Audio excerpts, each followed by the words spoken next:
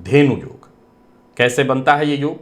तो शास्त्र कहता है जन्म कुंडली का दूसरा भाव धन भाव, धन भाव में शुभ ग्रह बैठे हों या धन भाव शुभ ग्रह से दृष्ट हो और साथ ही साथ धनेश सुस्थान में यानी 6वें 8वें 12वें में न बैठे हों, सुस्थान में बैठे हों, अच्छे भाव में बैठे हों, केंद्र त्रिकोण में बैठे हों, परंतु कैसे हों?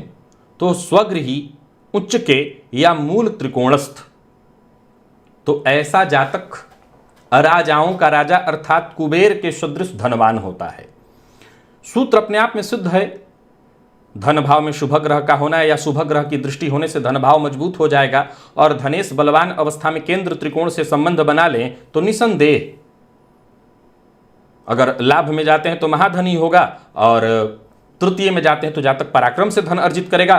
केंद्र त्रिकोण का अर्थ आप समझ ही रहे हैं, केंद्र के चारों भाव और त्रिकोण पंचम नवम, तो हर हाल में जातक महाधनवान होगा। तो ठीक ही समझने वाली बात है कि ऐसा जातक महाधनवान होगा। ये धेनु योग है। अब कल मैंने जब चामर योग के बारे में बताया तो एक दर्शक ने पूछा कि मान लीजिए किसी भाव की बात, लग्न की बात मैंने बताई थी कि किसी शुभ ग्रह की दृष्टि भी है और पाप ग्रह की दृष्टि भी है, तो प्रायः आपके भी मन में ऐसा प्रश्न उत्पन्न होता होगा। आज ये विषय चल रहा है इसलिए मैं बता सकता हूं, कई बार ये बातें छूट जाती हैं। बहुत सरल है, उदाहरण से समझिए कि आपकी जन्म कुंडली कर्क लग्न की है, आपके द्वितीय भाव पर गुरु की भी दृष्टि है और शनिदेव की भी दृष्टि है। तो पहले तो यह देखिए कि कर्क लग्न की कुंडली में सर्वाधिक योग कारक ग्रह कौन है? तो जाहिर सी बात है गुरु कारक है। शनि की अपेक्षा गुरु का कारकत्व ज्यादा है, तो पहला पॉइंट सिद्ध हुआ कि गुरु की दृष्टि का बल ज्यादा होगा। अब एक और सूत्र लगाइए कि अंश बल में कौन बली है। अगर अंश बल में गुरु के पास ज्यादा बल है तो प्रश्न ही नहीं, जाहिर सी बात है गुरु यहां ज्यादा बली पड़ रहे हैं।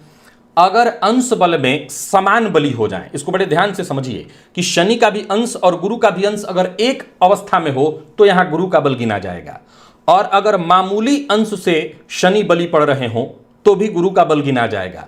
लेकिन अगर अंश बल में गुरु बहुत ज्यादा बली, शनि बहुत ज्यादा बली है, गुरु की अपेक्षा गुरु कमजोर हैं, अस्त हैं, मृत हैं, कमजोर हैं, तो सीधी सी बात है कि शनि का बलाबल होगा और शनि अपनी दृष्टि से उस भाव के प्रभाव में विच्छेदात्मक स्थिति उत्पन्न कर देंगे, यानी धन संचित ही नहीं होने देंगे। आशा करता हूं आपने समझ लिया होगा। पापग्रह कोई भी हो, आप इसी सूत्र को लागू करिए और ये देखिए कि जो दो ग्रह दृष्टि डाल रहे हैं उनमें उस लग्न का कारक कौन है, एक, दूसरा अंश बल में बली कौन है, तो उसी के हिसाब से आप दृष्टि तय करिए। तो ये था धेनु योग। अगर आपकी जन्म कुंडली में धेनु योग है तो कहना ही नहीं, निसंदेह आप श्रेष्ठ धनवान होंगे।